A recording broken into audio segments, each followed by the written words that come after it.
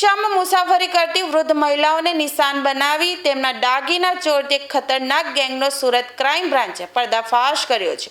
પોલીસે એક મહિલા સહિત કુલ 3 આરોપીઓની ધરપકડ કરી છે, જેમણે શહેરના પોસ્ટ વિસ્તારમાં આચરેલા 14 જેટલા ગુનાઓની કબૂલાત કરી છે। ગેંગની સભ્ય ગૌરી નામની યુવતી પોતાના 3 વર્ષના માસૂમ બાળકને સાથે રાખી રિક્ષામાં બેસતી હતી।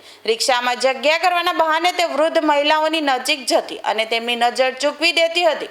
આ દરમિયાન ગેંગના અન્ય સાગરીતો કટરનો ઉપયોગ કરીને મહિલાઓના ગળામાંથી સોનાની ચેન કે અન્ય કિંમતી ઘરેણાં કાપી લેતા હતા।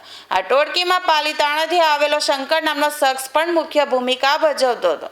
ક્રાઇમ બ્રાન્ચની પૂછપરછમાં જાણવા મળ્યું છે કે આ ગેંગે સુરતના જહાંગીરપુરા, પાલ અને અડાજણ જેવા વિસ્તારોમાં અનેક મહિલાઓને શિકાર બનાવી છે।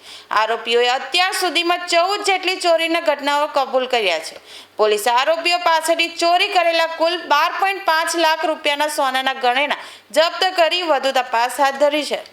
સુરત ક્રાઇમ બ્રાન્ચ દ્વારા ઓર્ગેનાઇઝ ગુનાઓ શોધી કાઢવા માટે સતત પ્રયત્નો કરવામાં આવતા હોય છે।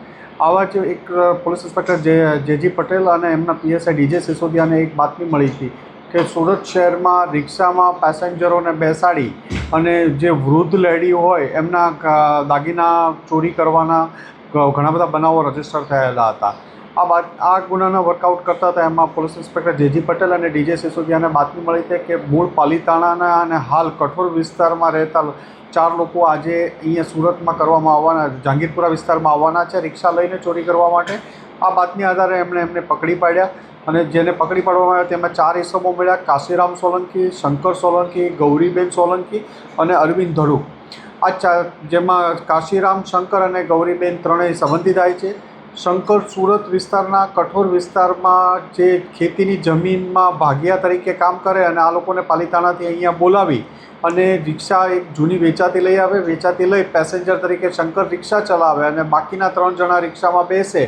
ગૌરીબેન પોતાના 1.5 વર્ષના બાળકને સાથે લઈ અને બેસે અને જે પેસેન્જર લેડીઝ, વૃદ્ધ લેડીઝ હોય એને ટાર્ગેટ કરે, એમને વચ્ચે બેસાડી અને એમના ઘરેણાં કટરથી કાપી લેતા હતા। એમાં કોઈ બંગડી, ચેન, અલગ મંગળસૂત્ર વગેરે બનાવો કાપવાના 3 ગુના હમણાં તાજેતરમાં દાખલ થયેલા છે।